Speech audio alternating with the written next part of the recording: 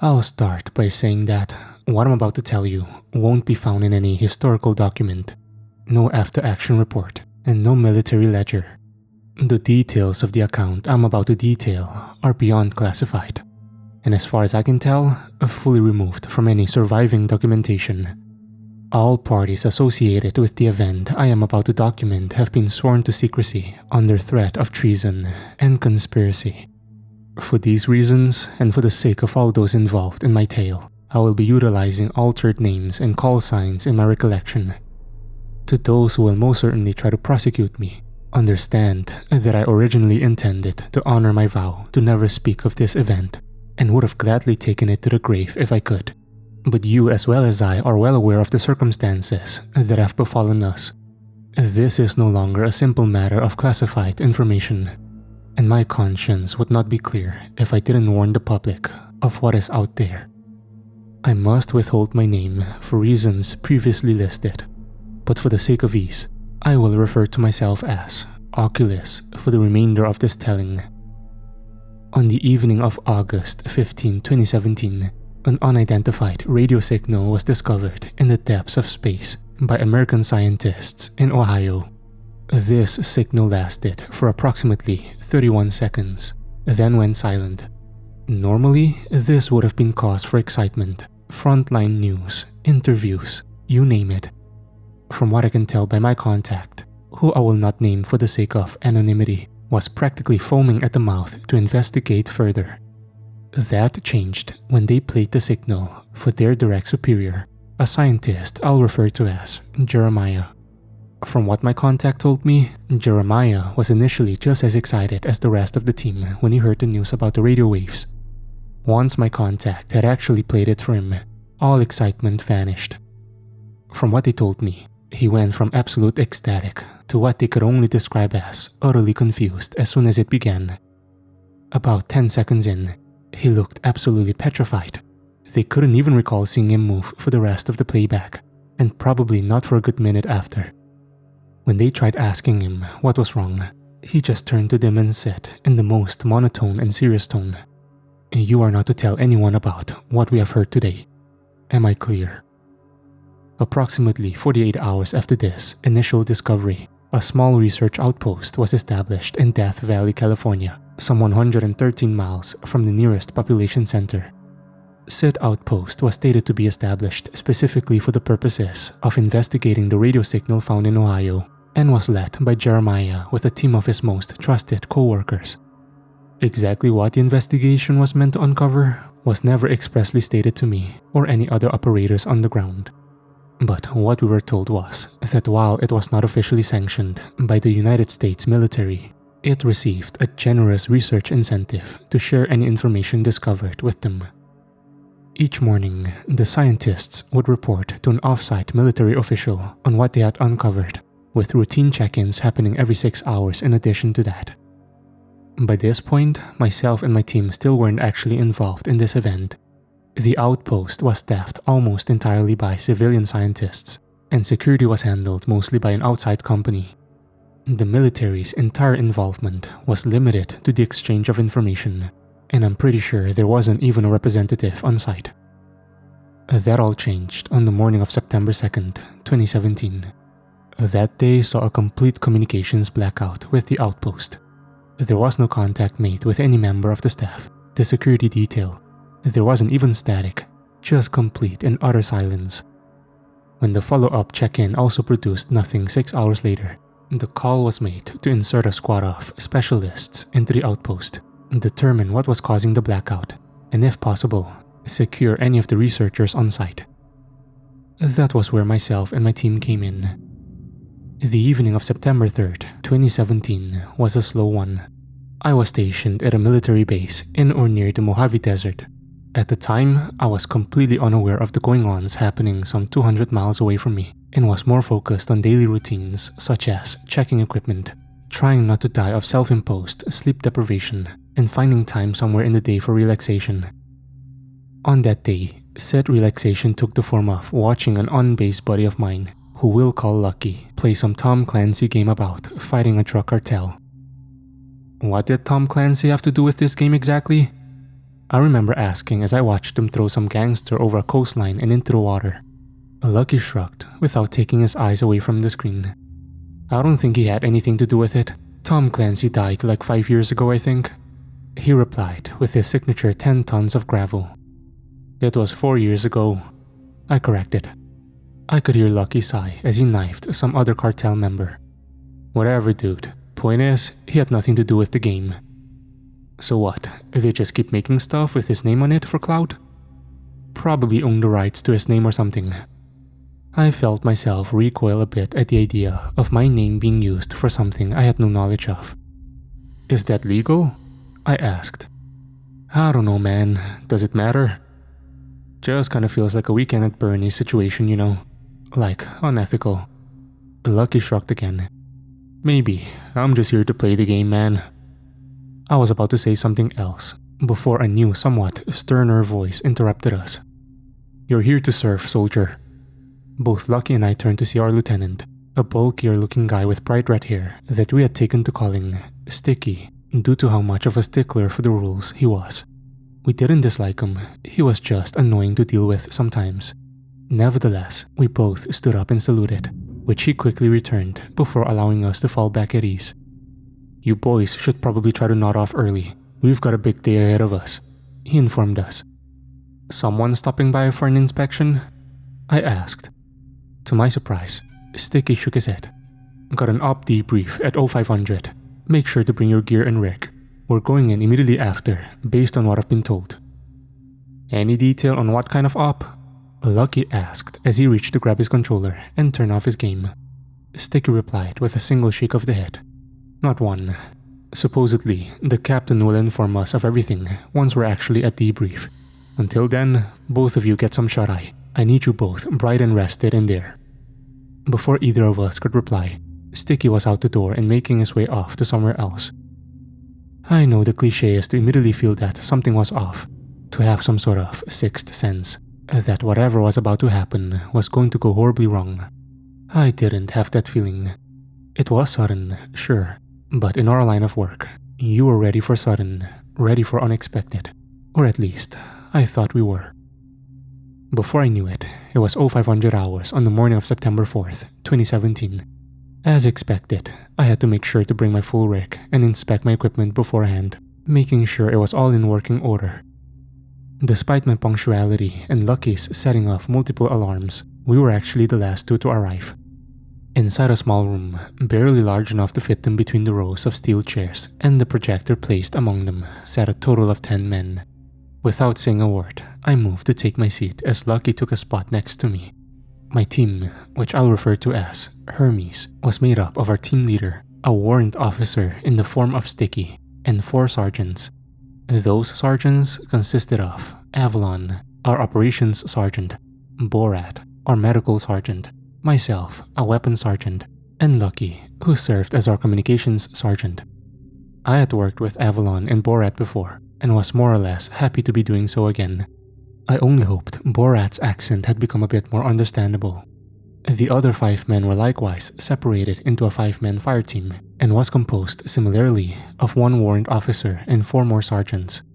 This secondary team, which I'll refer to as Midas, had 2 engineer sergeants we'll call Nutty and Fruity, another communications sergeant, Bucky, and the assistant operations sergeant, Black Eye. I'd seen these guys around on base before, but hadn't actually worked with the guys prior to this morning. The last man was a near 6.5-foot tall monster of a guy who looked like he could rip apart any of the metal chairs in the room with his bare hands. While he was in full rig and gear like the rest of us, he had forgone his helmet for the time being, revealing a short buzz cut and handlebar-looking mustache. I recognized the man as one of the captains on base, a man I'll refer to as Big Eye. Big Eye was standing beside the screen projection in full combat uniform and allowed his M4 carbine to lean on the wall beside him. For the sake of not repeating myself, I'll skip over the introduction and basic debrief he gave us, seeing as how I've already listed most of what he said already. After explaining our role in the operation, Big Eye moved the slide of the presentation over to a still slide of an audio clip with the pause symbol plastered over the center of it. The only information we have on what the scientists at the Outpost were looking into is this sound. he explained before playing the clip. I'm not sure how to best describe the 31-second clip in a way that makes sense. There was a metallic ringing that lasted for the entire duration of the sound clip, which was completely isolated for the first 10 seconds of audio. After those 10 seconds, there was a periodic sound that resembled a knocking noise if it were combined with the clicking of an insect and the sound radios make when searching for frequencies. The entire thing was enough to make my stomach form knots. It almost sounded like this frequency, whatever it was searching for something. In the last 5 seconds of the clip, a final sound I can only compare to the sound sonar makes on old subs played until the audio clip cut off. The room was silent for a moment as everyone inside took in what they had just heard. Most of them, including Sticky, seemed mostly undisturbed by this clip, even turning to each other for possible explanations only to be met with shrugs. Beside me, Lucky seemed more amused than anything and barely stifled a laugh. "All due respect, Captain, the heck was that supposed to be?" he asked. Big Eye turned to address him as he reached up and took hold of the upper straps of his rig. "That was the signal picked up by satellite radios in Ohio, and what instigated the investigation outpost to which we have been assigned to deploy." It wasn't much of an answer, and some of the other guys must have thought so too, because I saw Borat look uncertainly towards Sticky before speaking up himself. I was disappointed to find that his accent seemed to have somehow gotten thicker. "Captain, this doesn't sound like an operation for special ops. Shouldn't this be the domain of standard forces? Maybe even local?" he asked. "Perhaps it would have been, Sergeant, if this outpost wasn't listed as a black site. No one but the researchers' upper brass and now the men in this room are even aware of its existence," Big Eye explained before moving the presentation over to the next slide. These images were captured from an AH-6 as part of an ISR in the hours following the outpost's radio silence. No personnel have been found entering, leaving, or residing within the compound, he explained as he moved through the various slides. Each one presented a new image of the lifeless desert, and without a single person in sight. There were maybe 20 pictures in total, all taken from the air. I noticed that not a single picture had any view of an established road, and aside from what looked to be a makeshift landing site for helicopters, there didn't seem to be any major constructions that would allow any vehicle to approach the compound. The compound itself was surrounded seemingly on all sides by walls of sand, some several times taller than any of the tents inside, making hiking there by foot equally treacherous. It was like the entire construction had been tucked away in a secret corner of the world. Nothing and no one should have been able to reach them, so what in the world had caused them to go silent? Upon the slide, moving to one final overhead camera shot of the entire outpost and its surrounding fortress of sand, Big Eye began to point at various points within. Due to the nature of this site, there are no floor plans to speak of, and we will be going in mostly blind. Helicopters will drop each team off a little under 1 mile at either side of the compound, at which point both teams will move in on foot. Hermes and Midas are to clear each side of the compound, remaining in contact upon entering or clearing each designated area until both teams converge in the center, which both teams will work together to secure, he explained. "Rules of engagement?" came the deep, no-nonsense voice of Avalon. "As far as everyone is concerned, this is still a civilian non-combat zone. That means you do not have the clearance to engage anyone or anything we come across. Do not fire unless you are fired upon." "If I may ask, sir," I began, waiting for the captain's attention to turn to me. Without missing a beat, Big Eye turned to face my direction. "Does Command have any theories on what might have caused this? What are we getting ourselves into?" I asked. For a moment, Big Eye didn't immediately respond, instead glancing carefully to each man in the room. Each one's attention became focused on the captain, awaiting his answer. After what felt like a full minute of uncertain silence, Big Eye sighed and moved the presentation to another slide, this one containing another still image of an audio file and a pause sign. "We have no complete theories at this moment, but at approximately 2300 hours on the evening of September 1st, Command received one final radio transmission from the outpost before the blackout began. That transmission included an additional audio file from the lead researcher of the outpost. The sound file is as follows." Without missing a beat, the captain hit play on the file, which, for some reason, was the same 31-second clip he'd played for us before. I looked around the room to see if anyone else shared my confusion, and did in fact notice varying levels of bafflement from the other man present, from Sticky squinting his eyes and turning his head slightly toward the projector, to Avalon putting a finger in his ear to clean it out, to Borat looking to each of us hoping for an answer. Even Lucky seemed bemused, as he shook his head and looked almost annoyed. The other team likewise shared our confusion, each one showing clear signs of bewilderment. "They sent back the signal that started all this? Why?" asked one of the engineer sergeants. Fruity, I think. Big Eye simply shook his head as he prepared the file again. "Listen closely," he instructed. Taking a closer listen, I again noticed the same strange metallic ringing for 10 seconds, followed by the odd mix of knocking, chirping, and frequency searching from before. When the clip finished, most of the men present seemed just as, if not more confused than the first listen. For a moment, I was just as puzzled as they were, before I realized something. "Where was that sonar noise?" I asked. Understanding dawned on the faces of those gathered as Big Eye watched all of us. "Exactly, Oculus. Experts have determined this sound to be distinct from the one picked up by the satellite some weeks ago. And it doesn't end there," he began, splitting his attention between every man, his eyes boring into our very being with that seriousness. According to Jeremiah, the lead researcher on site, it was recorded by an associate of his, emanating approximately 1 mile underneath the Earth's surface, right here in California approximately 1 year ago. She was a seismologist. The knots in my stomach tightened as I fully processed what Big Eye had told us. I suspect that all of us knew what was being implied by this connection, but no man was brave enough to speak it into existence. As much as I would love to tell you that we all brushed it off, that we all saw it just as some coincidence, I can't. "You each have your assigned teams and your gear. Dust off is in 1 hour. Be ready," was the last thing the captain said before retrieving his weapon and helmet and walking outside. For a time, no one moved, seemingly too disturbed or uncertain to function. I'm not sure how long it was before Lucky and I were the last 2 men in the debrief. I'm also not sure how long it took for me to actually stand up, retrieve the M249 saw that I had been assigned, and make my way to the helicopter. I wordlessly climbed aboard the bird as sand and dust was kicked up all around us, and the whirling sound of the blades drowned out all others.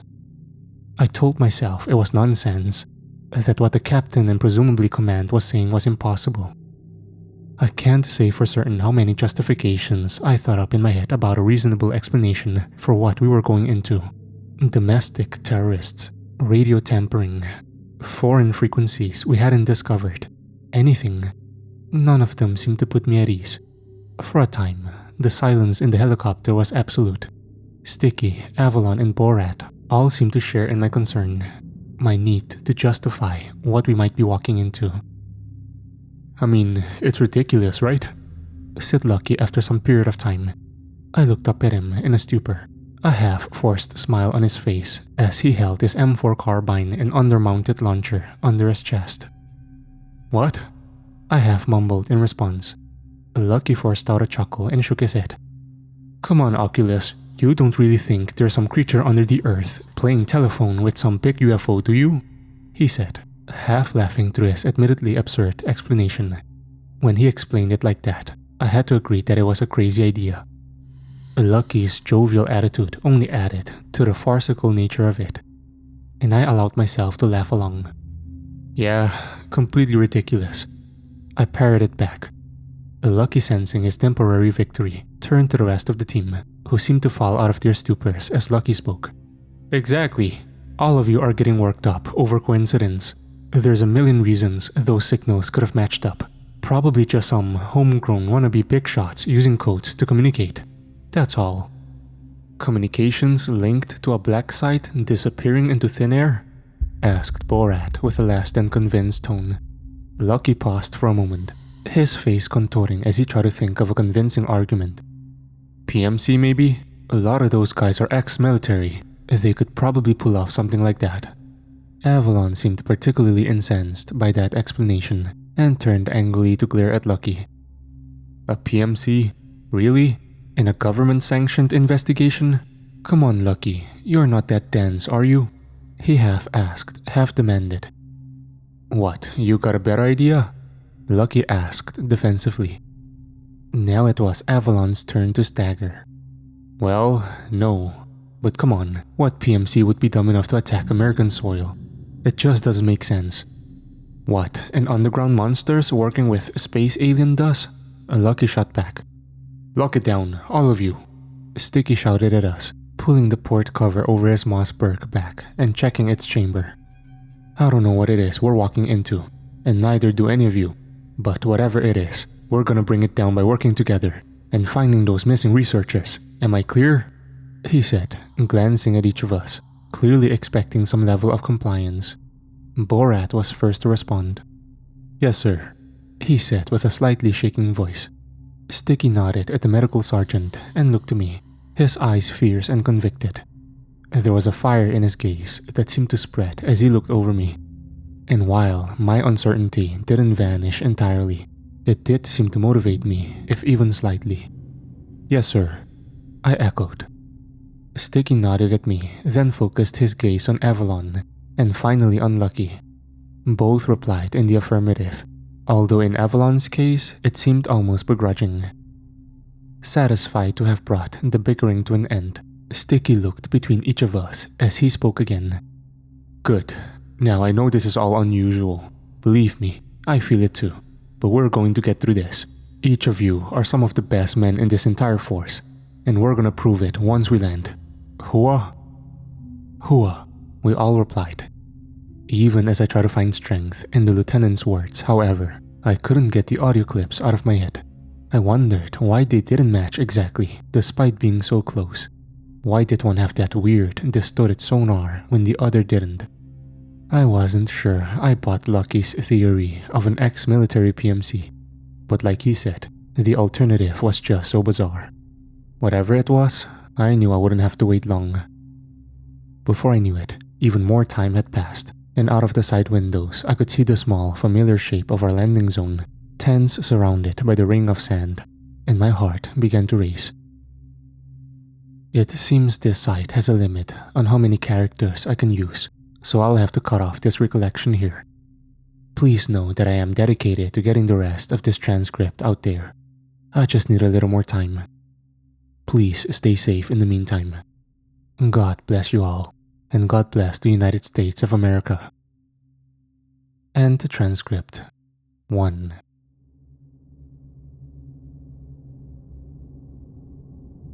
I must begin this continuation with an apology. Due to the length of the event being recollected, I will be unable to conclude it in this transcript.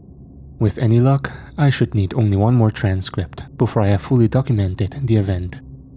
These are the details surrounding the opening hours of the search and rescue mission. Our official arrival on site was at 0730 hours on September 4th, 2017. As had been instructed of them, our pilots had flown just beyond the 1-mile mark away from the compound and hovered some 50 feet off the ground. As the craft came to a halt, Sticky was quick to slide open the door on the chopper side, flooding the inside with a sudden burst of sunlight.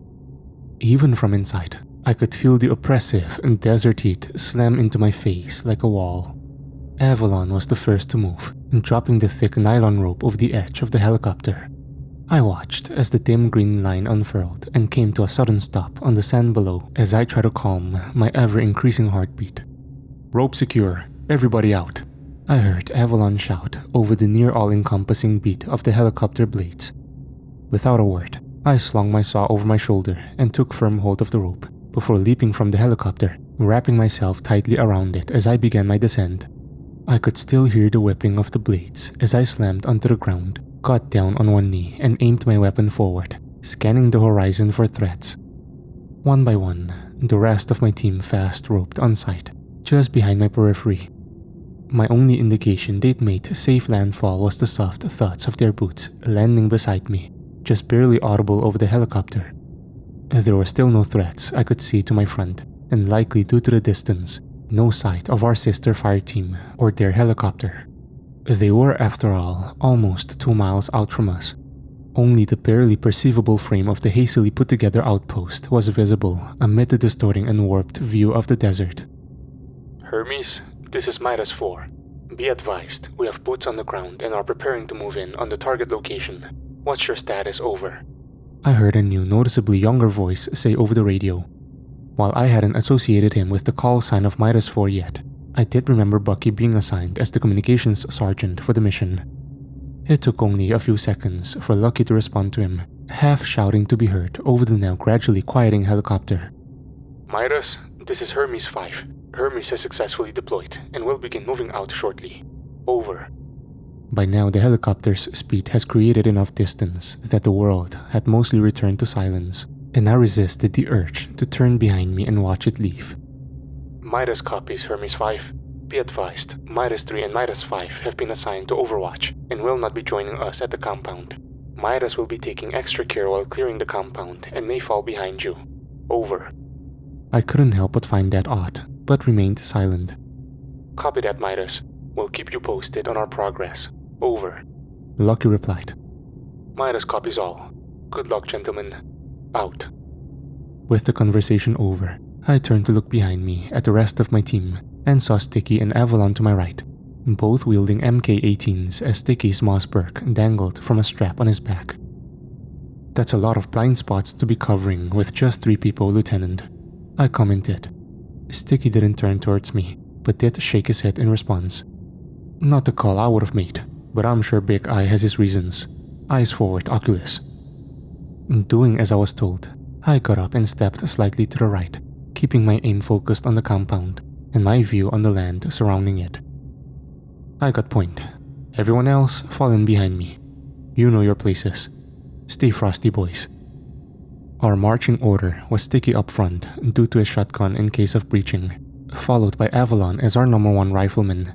Borat fell in behind him, just in case one of our first 2 guys took a hit, with me directly behind him for suppressive fire. Lucky held up the rear with his undermounted grenade launcher. I remember the march to the compound was slow and hot. The ground itself was solid and seemed mostly comprised of a deep brown rock with only a thin layer of sand over it. Trekking through it wasn't much a challenge at all. It was just the heat that was so unbearable. Before they were destroyed, I remember one of the after-action reports claimed it was 112 degrees Fahrenheit that day. Having marched through it for almost a half hour just to reach the compound, I certainly believed that number. The march itself was quiet and uneventful, which for us was a good thing. The last thing any of us needed was something unexpected shooting at us. The terrain being mostly flat, save for the occasional sand dune or rock outcropping, was mostly ineffectual for setting up ambushes or traps in the event the area wasn't clear like we had suspected. Mostly, but not entirely. I still doubted Lucky's PMC theory, but outright dismissing it was just as stupid as believing it wholeheartedly. A comfortable silence fell over the fire team as we made our way forward, and we were less than a quarter mile out before the silence was broken. Hermes, this is Midas 4. Midas 3 and Midas 5 have broken off to set up an overwatch at a rock outcropping approximately 400 meters from the compound. Acknowledge. Over. Midas 3 and 5. Those were Fruity and Black Eye, I thought. That left Big Eye himself, Nutty and Bucky for Midas. Without missing a beat, Lucky responded. Hermes acknowledges Midas 4. Over. Nothing more to report, Hermes. Out. I still wasn't sure if it was a good idea for Midas to reduce themselves to just 3 men to clear out a compound, even with another team taking half of the structures inside. While there technically wasn't a defined limit for room clear, odds improved significantly with teams of 4 or more. Still, room clearing could be completed by even a single operator if they knew what they were doing, and these guys had received the same training I had. I only hoped they wouldn't come to regret losing 2 of their guys. By the time we arrived at the compound, it was just past 0800 hours. The entire outpost was assembled into a cube-like formation, with a number of grey and white tents set up in rows surrounding a large deep green tarp in the compound's center. Each one looked no larger than 20 feet wide and roughly 8 feet tall, with maybe 3 or 4 tents to any given row. The center green tarp was noticeably taller than the rest, standing maybe 4 to 5 feet higher if I were to hazard a guess. And while I couldn't see how wide it was at the time, I knew immediately that it was likely twice as big, if not larger, than the white ones surrounding it. Sticky stopped in place and held up a hand for us to halt as we approached, an order we all complied with. He took a minute to pan over the tents, scanning the immediate area for threats. When he was satisfied there were none, he lowered his hand and turned back to look at us. Lucky informed Midas that we've arrived at the compound. Everyone else, stand by. Without looking back, I heard Lucky respond. Midas, this is Hermes 5. We have arrived at the target location and are standing by. What is your status? Over. Silence again reigned for a brief time before the radio sparked back to life. Hermes, this is Midas 4. We are in position. We will begin clearing momentarily. Begin your own clearing operation and keep an eye out for any outpost personnel. Over. Hermes acknowledges. Out. In front of me, I could see Borat briefly look to the left, presumably at one of the sand hills enclosing us inside. Waiting on your go, Lieutenant, Lucky said. Even from my position, I could see Sticky nod and begin moving forward, leading each of us to the leftmost tent in the first row. Pausing for a brief moment by the first path leading into the compound, Sticky glanced just beyond it, then began to advance down it with his weapon extended. The rest of us followed closely behind and followed suit when our lieutenant carefully stacked up to the door, or rather, the static white flap that served as the door. I noticed that the flap, despite having a zipper to keep it closed, was completely open. At this point, Avalon carefully maneuvered around Sticky and moved ahead of him, with Borat taking his place directly behind Sticky. Go, was all Sticky said, and Avalon nodded. With peak efficiency, Avalon raised his weapon and entered the tent on the right side, as Sticky followed him going left, and Borat went center. After the door was clear, I followed behind him, moving as close to the right as I could, and raising my saw between Avalon and Borat's lines of sight. The interior of the tent had a plain white tarp covering the ground. In my immediate line of sight, I could see what looked to be 4 large, several-gallon plastic containers of water. One completely empty, one half full, and the other 2 seemingly untouched. There was not a single person inside. After a moment, I heard Sticky call out, "Clear." Looking around a bit now that the tent had been secured, I realized that this tent seemed to be a provisions area. In the left corner, where Lucky observed, was what looked to be several stacks of MRE boxes and more water containers. By Avalon was another stack of boxes, also containing MREs. It looked like enough food and water to last a good-sized group for weeks. "How long do you think they plan on staying here?" asked Lucky as he plucked one of the food bags from an open box. "Clearly longer than they actually did," I chirped back, wiping a layer of sweat from my brow. I heard Lucky stifle a chuckle as he tossed the bag back. "I hear that. Cut the chatter, you two.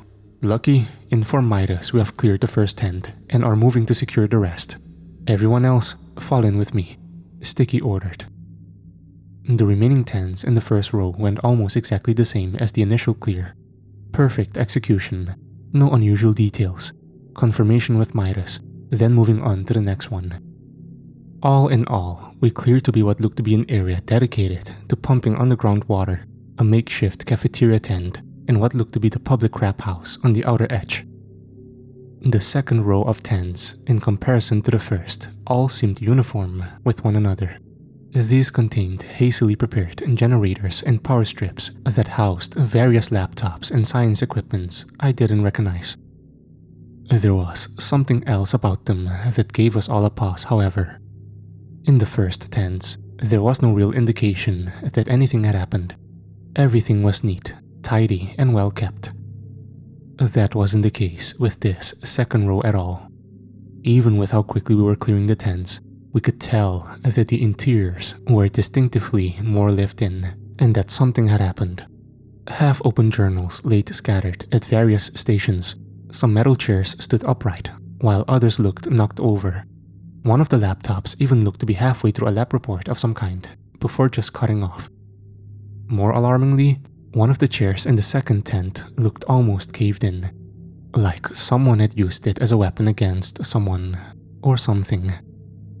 None of us had doubted the idea that something had happened to the staff here, but those tents solidified the idea that whatever went on, the staff didn't go willingly. That confirmation only strengthened when we heard the green tent in the center of the compound. We linked up with Midas before proceeding as normal towards the central tent. The plan was for Midas to enter first from the northern entrance, then follow up from the south to clear the tent more efficiently. As we approached, however, I noticed something distinctly different even before we entered. Every other tent in the outpost had been dead quiet, without even so much of the hum of idle electrical equipment. As we began to stack up beside the large green tarp, however, I heard what sounded like a radio broadcasting something. Worse, I recognized it. A low metallic ringing, a strange and bizarre amalgamation of knocking, chirping insects, and radio searching, and an odd pinging similar to that of sonar. This time, the sonar was deeper, more resonant, sounding almost like an underwater church bell. "Anybody else hearing that?" I asked. "We hear it, Sergeant. We all hear it," replied Sticky. "Think there's somebody in there trying to get our attention?" asked Borat, taking a second to peek just over Avalon's shoulder at the tent flap before falling back in line. "No, we'd have heard them by now, or they'd have seen us by now," Sticky said back. I suspect we would have had more to say if we didn't hear the muffled voice of Big Eye from inside the tent say, "Sweet Mother of God." I glanced back at Lucky and gave a concerned look, but he had nothing for me, just a shake of the head and a shrug of his shoulders. "Hermes, get in here and hold your fire," came the captain's voice again. Looking over to Sticky, I saw him give the go-ahead as he lowered his weapon ever so slightly and entered the tent in standard breach formation, followed by the rest of us. The interior of the tent was some sort of central research hub with bizarre-looking machinery and computers I couldn't even begin to describe. Light green tarps hung from the ceiling and separated the entire base into 3 sections to the left, right, and middle.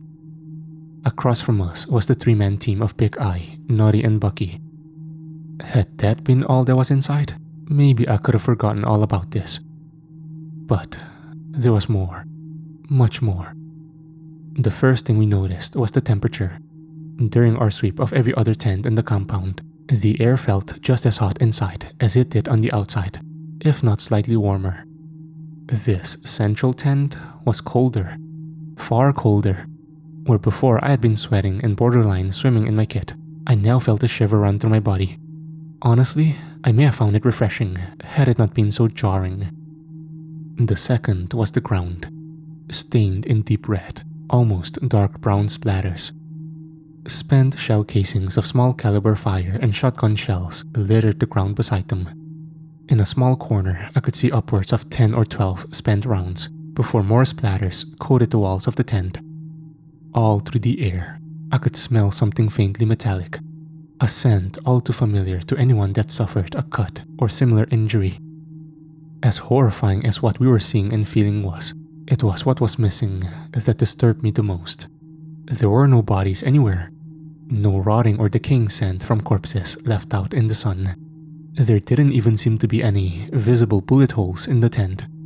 We were witnessing something straight out of a one-sided mass slaughter, and there wasn't a single shard of fractured bone on the ground. Just spilled blood, spent ammunition, and some drag marks. For a time, none of us spoke or acknowledged what we were seeing. Just took it in and tried to make sense of it. Clearly, the outpost personnel had some sort of stand here against something. But who? Or what? What could have killed them and left such a bizarre aftermath? There was no blood leading into the tent, no signs of a struggle outside of the physical evidence we were seeing. Everything about the viscera seemed wrong. And why was it so unbearably cold? What in God's name happened here? I finally asked as I tried to keep my hands from trembling. "I don't think God had anything to do with this, Oculus," replied Borat as he looked around the tent. Almost numbly, I looked up and focused on Midas, hoping to see how they were handling this. Big Eye was kneeling and observing one of the rounds. Bucky seemed to let his weapon dangle and stepped carefully and hesitantly as he took pictures with a camera for intelligence gathering, and Nutty knelt by the northern tent flap, his MK-18 trained on it for anyone entering.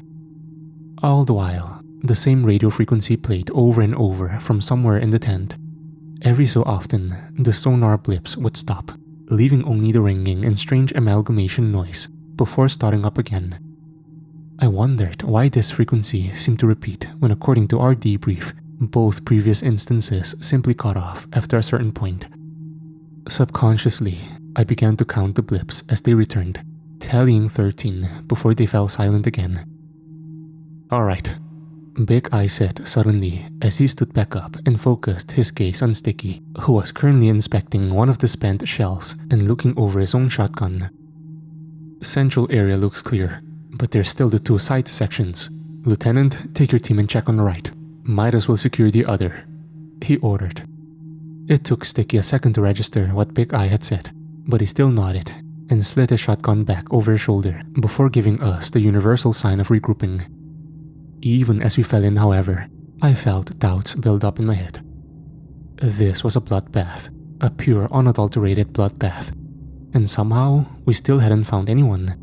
Nobody. Despite the fact that there was no way in or out of here except via helicopter. Despite how massive of an undertaking whatever this was would have had to be. And despite the fact that this was a site with the United States military backing it and in constant communication. This was not possible.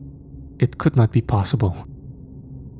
I was still lost in thought as we approached the right side of the tent and watched as Avalon carefully entered. The sonar was back again, and I counted as the rest of my team slowly entered. Again, I counted 13 blips before ringing, and the amalgamation were all there was left. The right side of the tent was noticeably smaller than its main chamber, but was otherwise similar to the scene in the center, complete with the dried blood on the floor and even some of the machines. Unlike before, however, I recognized at least one of these as a radio. From the sounds of, this was the radio broadcasting the signal. "Avalon, get a recording of that signal, then shut it down," Sticky ordered. As I stepped out of the chamber to make room for Avalon, a strange thought came to me. "Lieutenant, how many people were assigned to this base again?" Sticky rested his weapon across his chest and pointed it down as he turned to face me, a puzzled look on his face. 10 researchers and 3 security guards. Why? My heart sank as I had my worries more or less confirmed, or at least not seem as ridiculous. Because that frequency had been blipping 13 times before resetting. Sticky's eyes furrowed in thought. As he looked back towards the central chamber, in my periphery, I could see Borat lowering his weapon too as he glanced behind him. "So what's that mean? That it's some kind of SOS?" I heard Avalon ask from behind me. "Or a tally list," Borat interjected as he turned back to us. Now there was an idea that frightened me. "Assuming that the blips mean anything at all, guys, come on," said Lucky as I saw him kneel just outside the chamber and rest his carbine against his knee. "Lucky, you gotta admit, something weird is going on here, man," I tried to say. He rolled his eyes and shook his head.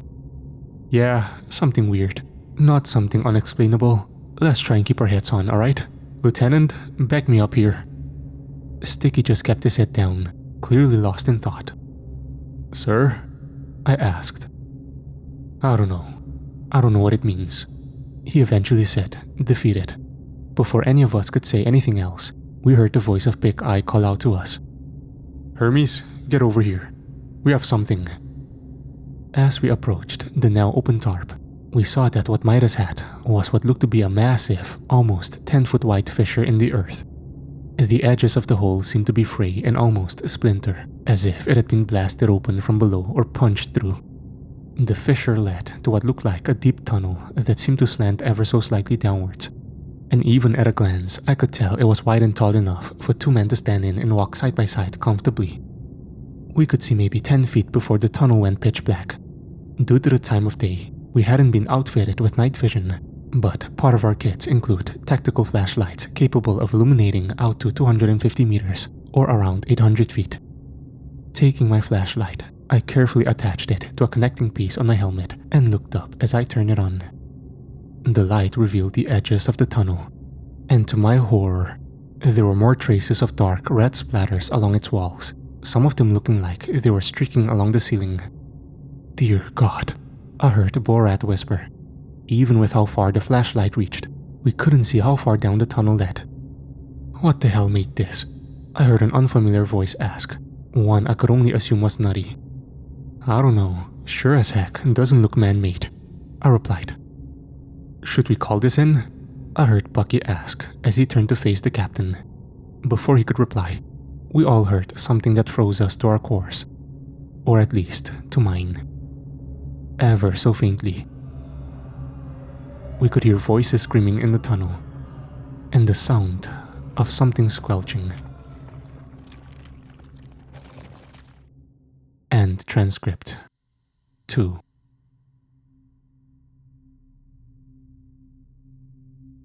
The duty of any good soldier is to bravely and loyally serve their country. That means doing things that keep you awake at night so that others can sleep. It means ignoring almost every survival instinct you have and entering the lion's den so others don't have to. None of us wanted to enter that fissure, not after all we'd seen and experienced. But we were soldiers. We had a mission to find the Outpost staff and bring them home.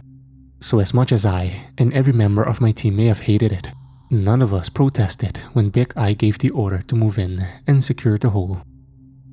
Big Eye himself took point, having attached a tactical flashlight of his own to his carbine as he led the way. Both Nutty and Bucky followed closely behind him, weapons lowered but ready. Sticky had positioned some of us 10 feet back from their last man, with the rest of us following behind in our standard formation. We were moving slower than we had on our approach and during our clears. If you had asked us why in the moment, we'd have insisted that an unfamiliar and unexpected pathway with limited visibility and movement required extra care. The real reason was that we were all scared out of our minds. The tunnel itself was almost completely unnatural. It didn't look man-made by any stretch of imagination, but it was too straight and uniform to be something that naturally occurred beneath our soil. There were no bumps or jutting rocks in the ground, and in fact, the rock looked almost completely smooth past a certain point. Of course, the streak marks of dried blood along the walls and ceilings were also dead giveaways. For some time, it didn't even bend in the slightest, remaining straight at a slightly downward angle for what felt like forever. The faint and muffled screaming had stopped once we entered, as had the squelching noise. I hated that fact at the time, and tried to ignore the dread feeling that something inside had only used them to draw us in closer. I'm not sure how long had passed before we finally found some deviation in the path, only that it gave me both profound relief and unnerved me at the same time. Said deviation was a smooth curve leading downward at a more intense angle than the one we'd been tracking since we'd stepped through. Still traversable, but certainly more treacherous. "Anyone else feel how cold it's getting?" asked Avalon as we watched Midas carefully shift towards the bend. Until that moment, I actually hadn't felt it getting colder, but Avalon mentioning it seemed to make the temperature drop all at once. Stepping into the central tent had felt like entering an air-conditioned home after a day in the sun. This felt like being shoved outside on a rainy autumn day with no coat. "Yeah, I've felt it for a while now," Lucky said from behind me. "If we're going deeper down, shouldn't it be getting hotter?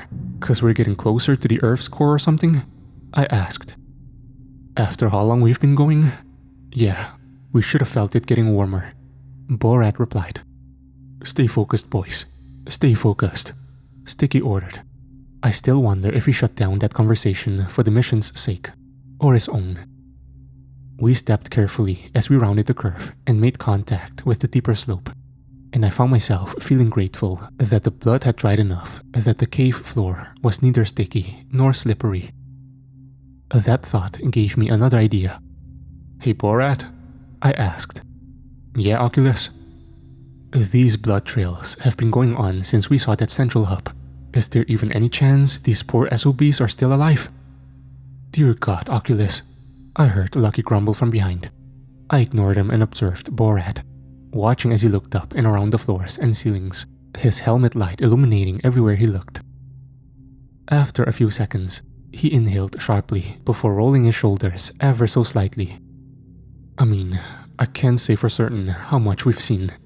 If it's all the same person, obviously not. But I don't know if it's just from a few people or all 13. Maybe some is from whoever. Can it, all of you? I said stay focused, Sticky said curtly, interrupting Borat before he could finish his thought. Having now been instructed to shut up twice by a warrant officer, none of us made a sound. That silence left me time to wonder about what little Borat had said before being shut down. 13 people. 13 people had been stationed at this outpost, according to Sticky. Had I seen enough blood for me to justify thinking these people were alive? How could they be? Sure, I had heard the screaming, but we had to have been moving for at least half an hour by this point, and I was still seeing the remnants of viscera even now. The idea that something was luring us down here re-entered my thoughts, and I felt sick to my stomach. The temperature continued to drop as we moved deeper, eventually coming to the end of the massive slope before it evened out onto what looked like stable and solid ground. This new path seemed perfectly straight, but still had no sign of any human life outside of my squad. Before long, it began to feel like we were wading through a meat locker with how cold it was getting, and every breath I took appeared visibly in front of me as I walked. I began wondering how far down we were now. 1,000 feet maybe? 2,000? A mile?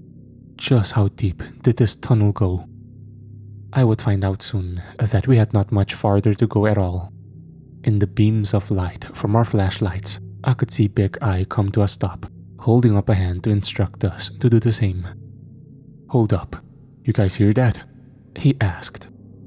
I tilted my head down ever so slightly and focused, trying to listen for any sound the captain might have been referring to. It didn't take long for me to realize what it was he heard. The squelching was back. It was faint, barely even there at all, but it was back. One by one, I saw the looks on my teammates' faces harden as they realized what I had. Whatever it was we were searching for at this point, we were close, very close. I inhaled deeply and tried to steel my nerves as unpleasant images filled my mind. "We hear it," I heard Sticky say after a small delay. Big Eye lowered his hand and began slowly moving forward. "Keep your voices low. If the researchers are still alive, we don't want whoever has them to know we're coming," he ordered, a voice trembling from either the cold or the fear I'm sure he was hiding. I'm still not sure which. Whatever it was, it did little to instill much confidence in any of us. Slowly, an opening came into view, and I could see the cavern opening up into a wide open space. I was too far back and I had too many people in front of me to get a clear view at what lay inside, but the steadily increasing volume of whatever was making the uncomfortable, wet noises told me I wasn't going to like whatever it was we found. One by one, I watched the members of my squad enter the chamber, each stepping in tandem with room-clearing protocol before stepping out of view. And piece by piece, I saw what was inside. All I could say was, "Sweet Mother of God." I understand how absurd what I'm about to document is going to sound, so please let me assure you, I am telling the whole honest truth and nothing but the truth. Inside a chamber about the size of a football field was a pulsating mass of human flesh and bone. The mass was at least half the length of the chamber and was maybe 2/3 the height, with additional tendril-like growths spilling out of it that snaked between stalagmites and uneven rock. Some even curved and bent around the walls of the chamber, forming smaller pockets of flesh that sloshed and tore as it stretched out. Bits of bone became visible with each sickening rip before being hastily stitched back up by tendrils, replaced with skin from its main body. As horrific as the thing was to behold, it was what we found inside of it that still gives me nightmares.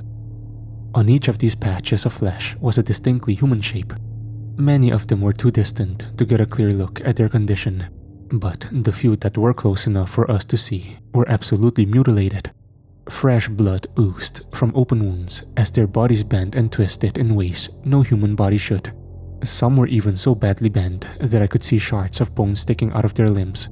Each one of them had cold, dead eyes, looks of horror or despair frozen on their faces.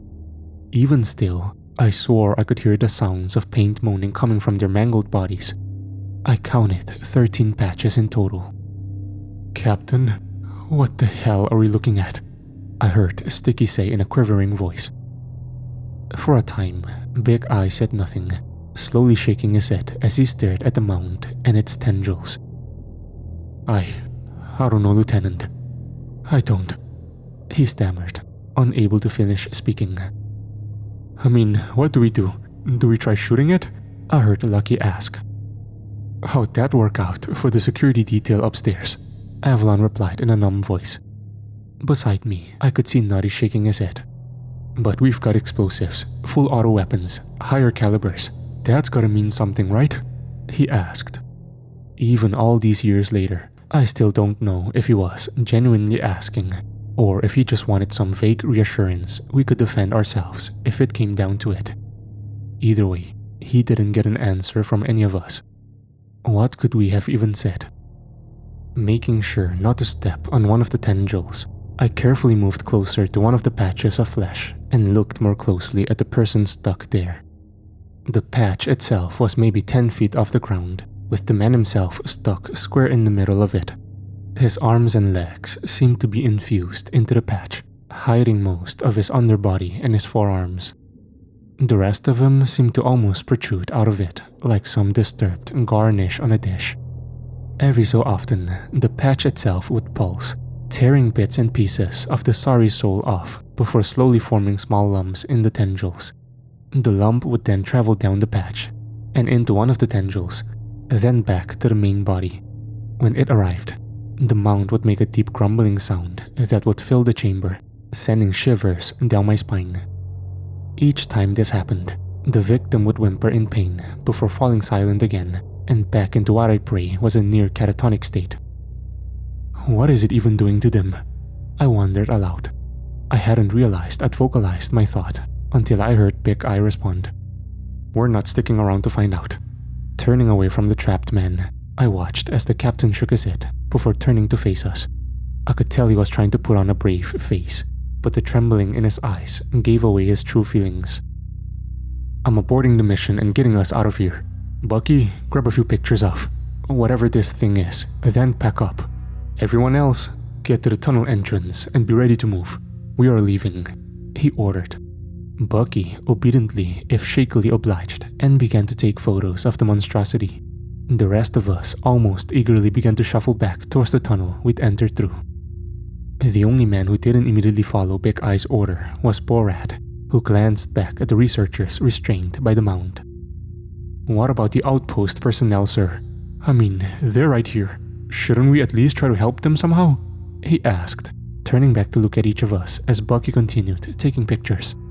Big Eye stared at Borat sympathetically and gently shook his head. "Look at them, Sergeant. Can you think of any way we could help them in this state?" he replied. It was a fair question by any metric. Putting aside the question of how we would even get up to them, how were we supposed to get them free? Cutting into this thing with nothing but combat knives would not only take a painfully long time, but it would almost certainly alert this thing to our presence if it didn't know we were here already. Add onto that, there were 13 of them, clearly in no position to walk or even crawl out of here, and 8 of us. Were we supposed to just pick out 8 of them and leave the rest to rot?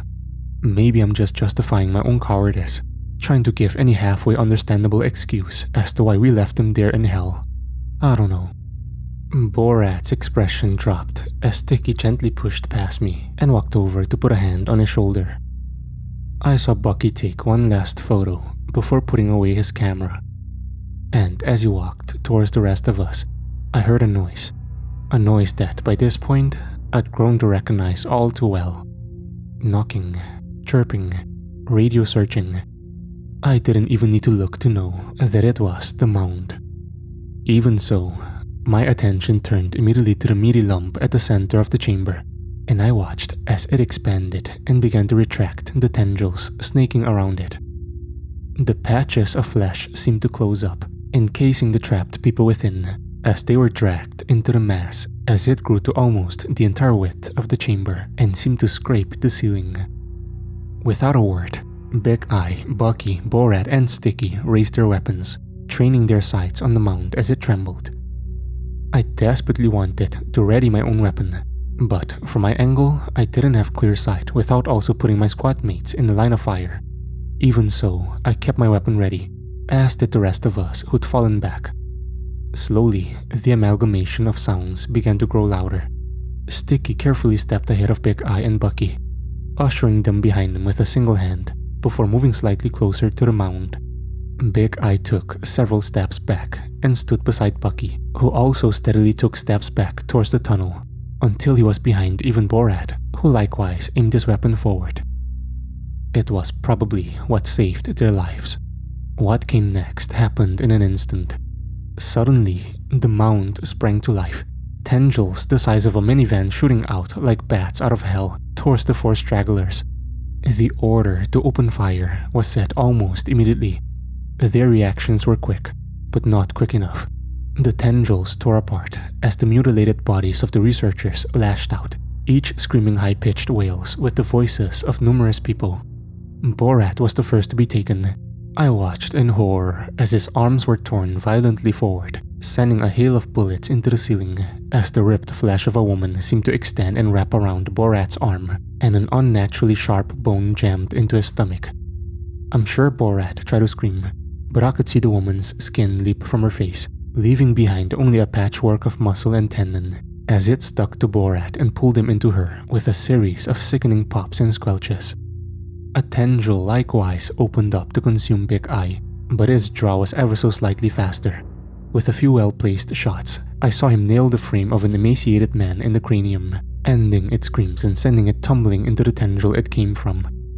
A third tendril went after Sticky after the second closed in around the now dead body and retracted.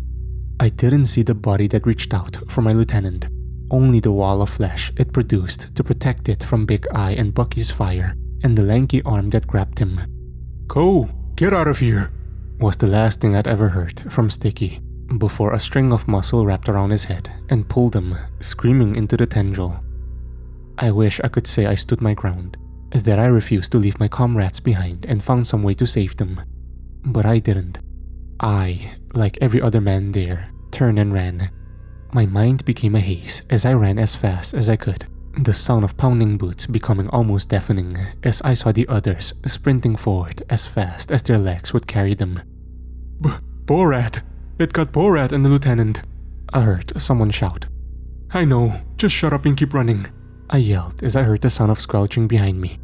My head swerved, and to my horror, I saw two more tendrils fast approaching.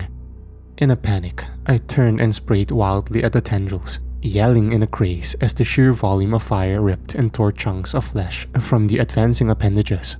One was so badly decimated that it folded into itself and began to retreat back down the tunnel, while the second balled up for a brief second before tearing open. I saw the mangled frame of a man I didn't recognize leaping out at me, arms outstretched with a deep fear in his eyes. 1, 2, 3 bullets hit the man dead center in the chest, and a fourth in his head as he flailed before tumbling onto the ground, my heart pounding as I continued to unload into the tendril. It began retreating, but I could still hear more squelching and slithering coming from the darkness beyond it. I let off a few more rounds before turning and running back, using the faint light of my squad mates' flashlights to follow them. When we came upon the incline, I took another second to look behind me, weapon extended as my squad began the climb. Visually, I couldn't see anything, even as my hands shook and my flashlight bounced around in the dark. But I could hear them, squelching, chirping, knocking, all getting closer. Hoping I had time, I turned and let the weapon dangle as I began the long climb. Seeing Big Eye holding position some several dozen feet above me, I watched as he glanced at each remaining man and urged them up and past them. "We gotta keep moving, keep climbing, all of you," he yelled as Avalon nearly stumbled before the captain caught a hold of him. I didn't remember him passing me, but in the moment I hardly cared. I could hear Lucky grunting as he half-jogged up the incline, only just slow enough to keep his footing, Bucky not far behind him. Nutty wasn't so lucky. I watched as he tried to take a step, only for his ankle to roll, sending him careening down to the ground with a pained yell. Nari! I cried out as I extended a hand, trying to grab a hold of him as he slid past. I nearly stumbled myself from the sudden movement, only just barely keeping my footing and clasping onto a small rock jutting out from the wall. I looked down and breathed heavily as I watched Nari tumble, landing with a hard thud on the ground below. He rolled on the ground in pain for a second, before he slowly pushed himself off the ground and looked up, then back to the tunnel. Oh no, oh god, oh please, oh god. He was swallowed up in a second, the broken frame of a haggard man dragging him into the tendril as his broken ribcage dug into his sides. I raised my weapon and opened fire on the man's frame, but I was too late. Nari's scream was muffled in an instant as he was enveloped by the wall of flesh, my bullets chipping away bits and pieces of the flesh protecting him, but unable to hit the man himself as the tendril pulled him away. Oculus, come on! I heard Big Eye yell as I felt something forcefully pull at my rig, compelling me forwards. Hearing Nari's scream grow fainter and the squelching grow louder was all I needed to convince me as Big Eye half threw me up the incline, his hurried footsteps mirroring my own. The climb up was an arduous one, made all the worse by the unceasing noises coming from behind. I'm not sure how long it took us to climb, only that I practically leapt for joy once we saw the bend and made the turn. We were almost there, I thought. Then I felt something latch onto my foot. My balance gave way immediately as I crashed onto the ground, just barely covering my fall with my arms as I whipped around and saw a bony hand latching onto my ankle, the flesh ripping off and rapidly inching farther up my leg as the massive tendril began to open up. It's got me! Somebody, help me! I yelled frantically as I haphazardly took my weapon and fired. The spray seemed to delay the tendril's opening as it extended more flesh to protect its host within, leaving only the bony arm exposed as it inched closer. For a moment, I felt the grip loosen and hoped for the briefest second that maybe I would be able to fight this thing off before I felt the worst pain in my life emanating from my foot. I screamed and held up my weapon as the tendril leered over me and opened. I froze as I saw the mangled, hateful stare of Sticky glaring down at me, blood oozing from bloodshot eyes. I remember being so shocked to see him. He had only just been grabbed, and he was already one of the thing's puppets. How? Why? My shock wore off just in time for me to see Sticky's mouth, or rather, what was left of him opening his mouth as more squelching filled my ears, and what looked like tendons began filling his open maw. I raised my weapon just in time, causing the tendrils to wrap around the hot metal as I strained to keep the hijacked body of my lieutenant off me. Fire still raging in my foot as the walls of flesh closed around me, small pieces of bone jamming into my leg. I remember feeling a sudden hunger come over me as Sticky stared at me with angry eyes. Hunger. I don't know how else to describe it. Just a deep, painful hunger, like I hadn't eaten in decades. The hunger only grew as I felt the will to fight diminish, the pain extending into my opposite leg. I felt so hungry. All at once, I felt something rattle my whole body. A deep boom, loud enough for me to hear even within the wall of flesh. My ears began ringing as my vision blurred. The frame of Sticky's body screamed as the walls opened and retreated, and the weight on my legs vanished. Weakly looking up from my prone position, I saw the upside-down frame of Lucky reloading his undermounted launcher as Big Eye, Bucky, and Avalon opened fire. Oh hell, it's got his legs. His legs are completely gone. I heard Lucky shout. My legs gone? I thought. Yeah, I see that. Just grab him and get him out of there. We'll cover you. Someone yelled back. No, my legs couldn't be gone. I still felt them burning. They were in so much pain. Of course they were still there, I reasoned. But when I looked down, more than the retreating mass of flesh, I saw two oozing bleeding stumps cut off at both of my ankles, my left leg even having the soaked remains of some bone sticking out of it. Call it shock, call it pain, call it whatever you want. That's when I passed out. That's my recollection. my full documentation of the operation that went down on September 4th, 2017.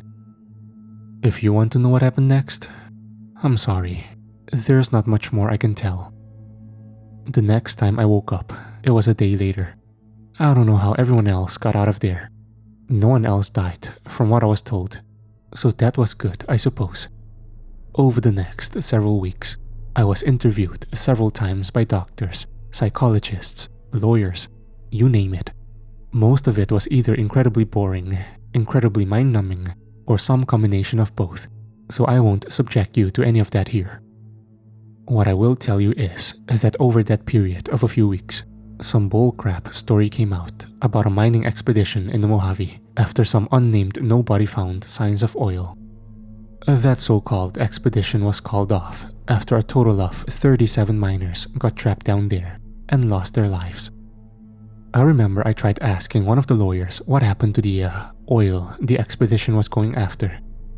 She assured me that it was taken care of and not to worry about it. I asked if Sticky was one of the miners who were killed. My heart sank when she confirmed that he was. Like I said, the rest is mostly boring crap I won't bother you with. Myself and every man involved in that op were sworn to secrecy under threat of treason and conspiracy, as I mentioned at the top of my recollection. I guess Uncle Sam must have felt pretty bad about how the whole thing went down though, because from what Lucky told me, they were each offered a generous sum of cash for their compliance. On my end, I wound up with a slightly smaller lump of cash and getting outfitted with 2 new state-of-the-art prosthetic legs, completely free of charge. Said prosthetics were so advanced, I was even able to return to active duty once I figured out how to walk again. I still feel aches and pains in my fake legs from time to time, even if I take the things off. Just something I learned to live with, I guess. So the million-dollar question then, why break my silence now? I took the money and got some new legs, and I kept silent for going on 8 years now. What changed?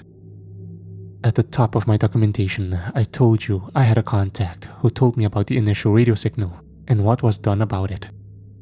Technically, that wasn't true. I did talk to someone about the signals, but that's because they reached out to me, not the other way around. I can't give anything away about my contact I haven't already said, but they did reach out to me a few weeks back. They gave me all their credentials, every official piece of documentation that would prove who they were, even met with me in person to make sure I trusted them. All I'll tell you about this person is that they work for one of those stations that monitors radio signals in space, watches the sky, that kind of thing. This person, upon our meeting, asked me if I recognized a radio signal that they wanted to play for me. I'm sure I don't have to tell you what that signal was by this point. When I confirmed that I did in fact recognize it, she informed me that signal had been discovered about 5 times over the course of the past year from somewhere in outer space. Worse, a similar signal minus the odd sonar noise was discovered about a mile under the Earth in 5 distinct spots on the continental United States. Just like the first set that I was sent in to investigate, these signals each predated the radio waves from outer space by a period of exactly 1 year. These locations included the Rocky Mountains, somewhere deep in the Grand Canyon, the Everglades, the middle of the Red Desert in Idaho, and most alarmingly, the city of Cheyenne in Wyoming. I didn't want to believe it, but after hearing the same thing 5 times in a row, something no ordinary person could just get a hold of, it was just too hard to deny. I asked why they were telling me this, what they thought I could do. They asked me if I could help, find a way to get the word out, provide a document detailing the event so they could use it as evidence, stop something terrible before it happens. So that's exactly what I'm doing. I understand this is a lot, and to those of you who live near these landmarks or within the city I mentioned, I genuinely don't wish to alarm you. But I've seen what lurks beneath. I don't know what the signals from space mean, or how they activate those hideous mounds under the Earth, or even why. All I know is what they can do, how a torturous fate awaits those who get caught by them, the hunger that I can still feel in some of my deepest nightmares. I can't let that happen to anyone else. You needed to be warned. I don't expect I'll be free much longer, so I'll say one last thing. I love this country. I don't know what's happening. I don't know why it's happening so much after so many years of silence, and I don't know why it's happening to begin with. All I know is that something out there is making those things, telling them to do unspeakable things to our people. That it's becoming more frequent. That it killed my friends, men I've served with for years. And the powers that be want to hide it from the public. No more. You have my transcripts, my documentation. Make use of it. Stay safe, all of you. And God bless the United States of America. And Transcript 3.